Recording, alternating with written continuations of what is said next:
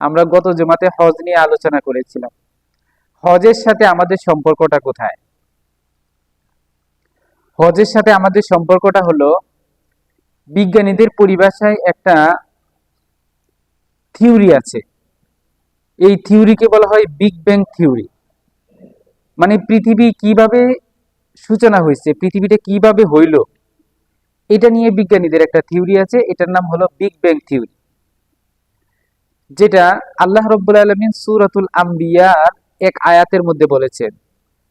আল্লাহ রাব্বুল আলামিন বলছেন, আলাম তারা আন্নাস সামাওয়াতি ওয়াল আরদা কানাতা রাতকান ফাফাতাকনাহুমা। আল্লাহ রাব্বুল আলামিন বলছেন, আপনি কি ওই সময়ে দেখেছেন, ওই সময়ের ব্যাপারে জানেন? রাসূলকে বলছেন, যখন জমিন এবং আসমান উভয়টাই মুখ বন্ধ অবস্থায় ছিল। জমিন এবং আসমান উভয়টাই মুখ বন্ধ অবস্থায় ছিল। কেমন করে মুখ বন্ধ ছিল? আপনারা মাঝে মাঝে সেভেন আপের যে সেভেন আপ খায় না আমাদের মানুষেরা, কোল্ড ড্রিঙ্কস, এই সেভেন আপ অথবা এই জাতীয় যে ড্রিঙ্কস গুলো আছে, আপনি এই যে বোতলটাকে অনেকক্ষণ নাড়ানাড়ি করার পরে আপনি সেটার মুখটা খুলে দিয়ে, তখন কেমন অবস্থাটা হয়? যে হঠাৎ করে উপরের দিকে পুরো পানিটা স্প্রে হয়। আল্লাহ রাব্বুল আলামিন বলছেন, আসমান এবং জমিন উভয়টা এরকম মুখ বন্ধ অবস্থায় ছিল।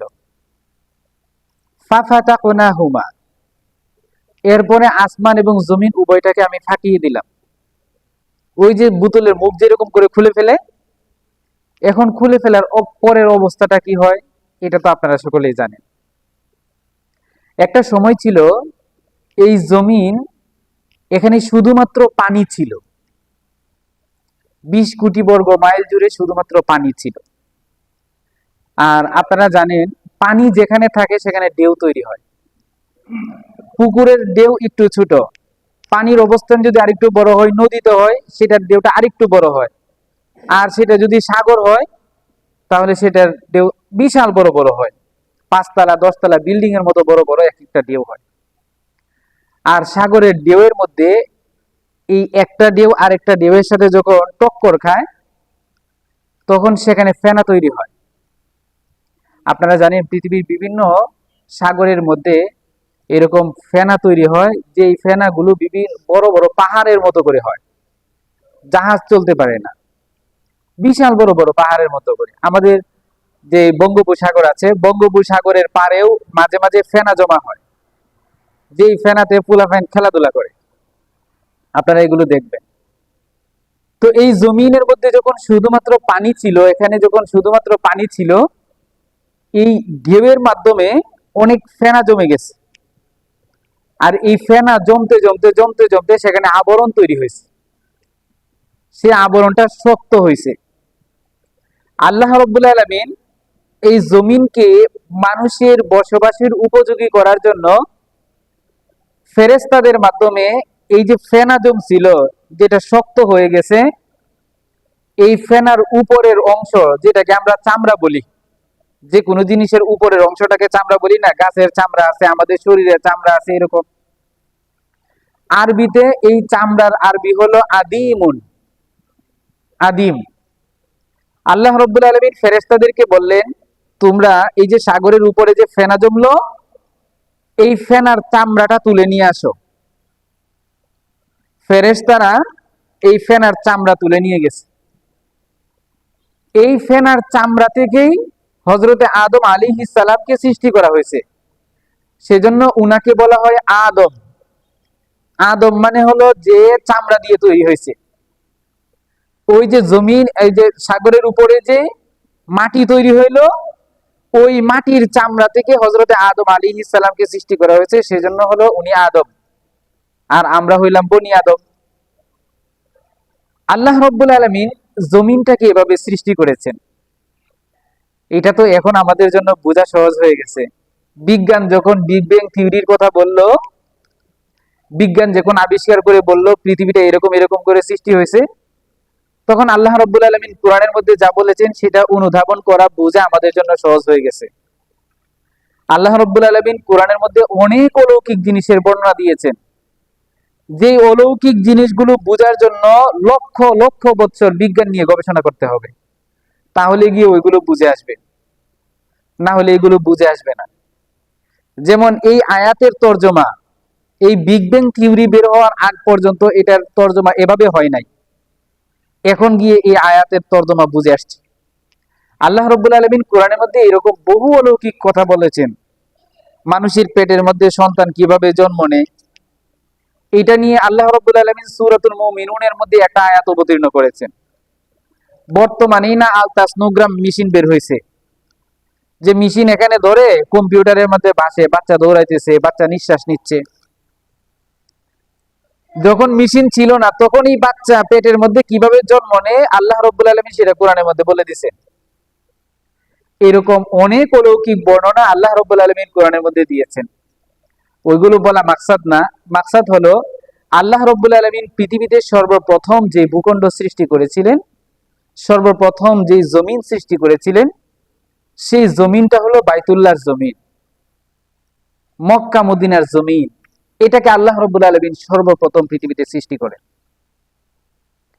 এরপরে আল্লাহ রাব্বুল আলামিন এই পৃথিবীর মধ্যে একটা ঘর ফেরেশতাদের দ্বারা আসমানের মধ্যে তৈরি করে একটা ঘর দুনিয়াতে পাঠান, যেটা আল্লাহ রাব্বুল আলামিন কোরআনের মধ্যে বলতেছেন, ইন্না আউওয়ালা বাইতিন উযিআ লিন-নাস লাল্লাযী বিবাক্কাতা মুবারাকান ওয়া হুদাল লিল আলামিন। আল্লাহ রাব্বুল আলামিন বলছেন, পৃথিবীর মধ্যে সর্বপ্রথম ঘর যেটা আমি রেখে আসছি, যেটা আমি ফেরেশতাদের মাধ্যমে রেখেছি, সেই ঘরটা হলো বাক্কা, মক্কাতে। মক্কার আগের নাম ছিল হলো বাক্কা, যেমন আমরা এখন ঢাকা বলি। ব্রিটিশ আমলেও আমাদের ঢাকার নাম ছিল ঢাক্কা। এখনো পর্যন্ত আগের যে কাগজপত্র আছে, ওই কাগজপত্রের মধ্যে আপনারা দেখবেন ঢাকা লেখা আছে কিভাবে, DACCA, ওই রকম করে। এরকম মক্কার নাম ছিল হলো আগে বাক্কা। আল্লাহ রাব্বুল আলামিন বলতেছেন, মক্কাতে সর্বপ্রথম আমি ঘর রেখেছি। এই ঘর এটা জমিনের মধ্যে নির্মাণ করা হয় নাই, তাহলে আল্লাহ বলতেন বুনিয়া, নির্মাণ হয় নাই। আল্লাহ রাব্বুল আলামিন বলতেছেন, যেই ঘর মুবারক, বরকতপূর্ণ, ওয়া হুদাল লিল আলামিন, এবং সমগ্র মানুষের পথ প্রদর্শক সেই ঘর। এই ঘরের সাথে আল্লাহ রাব্বুল আলামিনের সম্পর্কটা কি? এই যে বাইতুল্লাহ, বাইতুল্লাহর সাথে আল্লাহর সম্পর্কটা কি? বাইতুল্লাহর সাথে আল্লাহ রাব্বুল আলামিনের সম্পর্ক হইল, এখানে আল্লাহ রাব্বুল আলামিনের তাজাল্লি পড়ছে, আল্লাহ রাব্বুল আলামিনের রহমত সেখানে অবতীর্ণ হয়। তাজাল্লি শব্দের অর্থ বাংলাতে করা যাবে না, বাংলাতে ওই রকম কোনো শব্দ নাই তাজাল্লি বোঝার জন্য। বাংলাতে একটা শব্দ বলা যায় যে ছায়া। ছায়া কিরকম হয়? আপনার যে ছায়াটা পড়ে, আপনি যদি নড়াচড়া করেন ছায়াটাও নড়াচড়া করে, আপনি বসে যাবেন ছায়াটাও বসে যাবে, আপনি দাঁড়াবেন ছায়াও দাঁড়াবে। আল্লাহ রাব্বুল আলামিনের এরকম এক তাজাল্লি এই বাইতুল্লাহতে পড়েছে। 2000 বছর পরে আল্লাহ রাব্বুল আলামিন হযরতে আদম আলাইহিস সালামকে সৃষ্টি করে দুনিয়াতে পাঠাইছেন। এই 2000 বছরে বাইতুল্লাহ ফেরেশতাদের মাধ্যমে যে আল্লাহ রাব্বুল আলামিন তৈরি করেছিলেন, সেটা অনেকটাই বিলুপ্ত হয়ে গেছে। আল্লাহ রাব্বুল আলামিন ফেরেশতাদেরকে আবার পাঠাইলেন আদম আলাইহিস সালামকে জানানোর জন্য যে এই বাইতুল্লাহটা কোথায় ছিল। আল্লাহ রাব্বুল আলামিন হযরতে আদম আলাইহিস সালামকে নির্দেশনা দিলেন যে এখন তুমি এই ঘরটা বানাও। আপনারা যারা বাইতুল্লাহতে হজ করতে গেছেন, 36 ফিট লম্বা বাইতুল্লাহ উপরের দিক দিয়ে।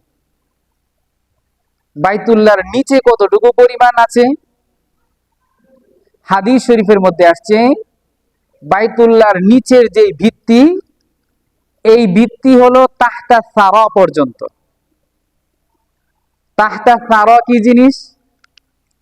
আমাদের যে জমিন, এই জমিনের নিচে যদি আমরা গর্ত করতে থাকি, তখন একটা সময় সেখান থেকে কাদামাটি বের হবে। মনে করেন প্রথমেই মাটি বের হবে, বালি বের হবে, পানি বের হবে, এরপরে আরো অনেক জগৎ আছে সেখানে। প্রায় 9-10 কিলোমিটার যদি গর্ত খনন করা হয়, এরপরে আর খনন করা যায় না। পৃথিবীর বিজ্ঞানীরা বিভিন্ন জায়গায় খনন করেছে, কিন্তু 9-10 কিলোমিটার গর্ত খনন করার পরে আর খনন করা যায় না। ওইখানে এক আবরণ আছে যেটা অনেক শক্তিশালী। যে আবরণের উপরের অংশের মধ্যে হলো কাদামাটি। সারা শব্দের অর্থ হলো কাদামাটি। আল্লাহ রাব্বুল আলামিন রাসূল করিম সাল্লাল্লাহু আলাইহি সাল্লামের মাধ্যমে ঘোষণা দিলেন যে বাইতুল্লাহ যেটা মক্কাতে নির্মাণ করা হয়েছে, এটার নিচের অংশ গিয়ে নামছে হলো তাহতা সারা পর্যন্ত। জমিনের 9-10 কিলোমিটার নিচে, যেটার নিচে আর নামা যায় না, যেখানে বিশাল বড় আবরণ শক্তিশালী, ওই পর্যন্ত হলো এই বাইতুল্লাহর ভিত্তি। আর উপরে কতটুকু পরিমাণ? আল্লাহ রাব্বুল আলামিন পৃথিবীতে যেই বাইতুল্লাহ দিয়েছেন, এই বাইতুল্লাহর বরাবর হলো আল্লাহ রাব্বুল আলামিনের আরশ। ষষ্ঠ আসমানের মধ্যে আছে বাইতুল মামুর। এই বাইতুল মামুর এটাও হলো বাইতুল্লাহর একেবারে বরাবর করে। প্রথম আসমানের মধ্যেও বাইতুল্লাহর বরাবরে একটা ঘর আছে, যেটাকে বলা হয় বাইতুল ইজ্জা। আল্লাহ রাব্বুল আলামিন বাইতুল্লাহর যেই ভিত্তি সেটা রেখেছেন তাহতা সারা, আর বাইতুল্লাহর সর্বোচ্চ সীমা হলো আল্লাহ রাব্বুল আলামিনের আরশ পর্যন্ত। বাইতুল্লাহর সাথে আমাদের সম্পর্ক, আমাদের যখন সৃষ্টি হয়েছে, আমাদের আদম আলাইহিস সালাম, আমাদের আদি পিতা, উনার সৃষ্টির সাথে সম্পর্ক হলো বাইতুল্লাহ। দেখেন, এখনো পর্যন্ত পৃথিবীতে মুসলমান হোক কাফের হোক, সকলের অন্তর বাইতুল্লাহর দিকেই মানে সবসময় লটকে থাকে। আল্লাহ রাব্বুল আলামিন কোরআনের মধ্যে তো বলেছেন যে সমস্ত মানুষের ওয়ালিল্লাহি আলান নাসি হিজ্জুল বাইত। আরেক আয়াতের মধ্যে আছে মিন কুল্লি ফাজ্জিন আমিক, পৃথিবীর সকল শহরের অলিগলি থেকে মানুষরা এই ঘরের দিকে ছুটে আসবে। আমরা যারা মুসলমান আছি, আমাদের তো কিবলা সেদিকে, সেই হিসাবে আমাদের এক প্রত্যাবর্তন সেদিকে আছে। ও মুসলিম যারা আছে তাদেরও একই অবস্থা। মাওলানা কালিম সিদ্দিকী এখন বর্তমান ভারতের জেলের মধ্যে আছে। উনার হাতের মধ্যে 5 লক্ষাধিক হিন্দু মুসলমান হয়েছে। এই মোদী সরকার যখন ক্ষমতায় আসছে, তখন দেখতেছে উনার হাতের মধ্যে হাজার হাজার মানুষ মুসলমান হয়, তখন উনাকে এই অপবাদ দিয়ে জেলখানার ভিতরে ঢুকাইছে। 4-5 বছর হয়ে গেছে উনি জেলখানাতে আছে। উনি লিখেছেন, এক ছেলে মুসলমান হয়েছে, হিন্দু ছেলে মুসলমান হওয়ার পরে সে হজ করে ফিরে আসছে। তখন তার বাবা তাকে বলতেছে যে তুমি কি মক্কা মদিনাতে জমজমের পানি নিয়ে আসছো? বলতেছে নিয়ে আসছি। মদিনার খেজুর নিয়ে আসছো? বলতেছে নিয়ে আসছি। জমজমের পানি আর খেজুর কি আমাকে দেওয়া যাবে? ওই ছেলে বলল সমস্যা নাই, দেওয়া যাবে। কারণ জমজমের পানি আর খেজুর এরকম কোনো কিছু না যে কাফেররা খাইতে পারবে না, সবাই খাইতে পারবে। এই হিন্দু লোক যখন এই জমজমের পানি আর খেজুর যখন খাইলো, আস্তে আস্তে তার অন্তর পরিবর্তন হইতে হইতে কিছুদিনের মধ্যেই এই পিতা এই সন্তানের হাতের মধ্যে ইসলাম ধর্ম গ্রহণ করছে। সুবহানাল্লাহ। আল্লাহ রাব্বুল আলামিন যখন থেকে বাইতুল্লাহ সৃষ্টি করেছেন, তখন থেকেই বাইতুল্লাহর জিয়ারতও শুরু হয়ে গেছে। কাফেররাও জিয়ারত করেছেন। আপনারা শুনেছেন রাসূল সাল্লাল্লাহু আলাইহি সাল্লামের জামানাতে উলঙ্গ অবস্থায় মানুষ বাইতুল্লাহর তওয়াফ করত। উলঙ্গ অবস্থায় কেন করত? কাপড় চোপড় ছিল না? কাপড় চোপড় ছিল, কিন্তু তাদের বিশ্বাস ছিল, মানুষের কাপড় তো আগে কম ছিল, যে এই কাপড় পইরা পইরা মানুষের উপরে জুলুম করছি, এই কাপড় পরে পরে ধর্ষণ করছি, এই কাপড় পরে পরে চুর ডাকাতি করছি, এখন এই কাপড় পইরা আবার বাইতুল্লাহর জিয়ারত করবো, এটা গুনাহ হবে না? সেজন্য কাপড় সব জমা রাখতো। তো যাদের কাপড় ছিল না এরা উলঙ্গ অবস্থায় করত। আবার যারা একটু বড় লোক ছিল এরা কাপড় জমা রাখতো কুরাইশদের কাছে। কুরাইশদের কাছে কাপড় জমা রেখে তাদেরকে বলতো, তোমরা একটু আমাকে একটা পোশাক দাও, ভালো একটা পোশাক দাও। তখন এই জিয়ারত করার সময়ের জন্য পোশাক ভাড়া নিত তাদের থেকে। তো এই মদিনার যে মক্কার যে জিয়ারত, বাইতুল্লাহর যে জিয়ারত এবং বাইতুল্লাহর সাথে আমাদের যে সম্পর্ক, সেটা আমাদের সৃষ্টি লগ্ন থেকেই সেই সম্পর্ক।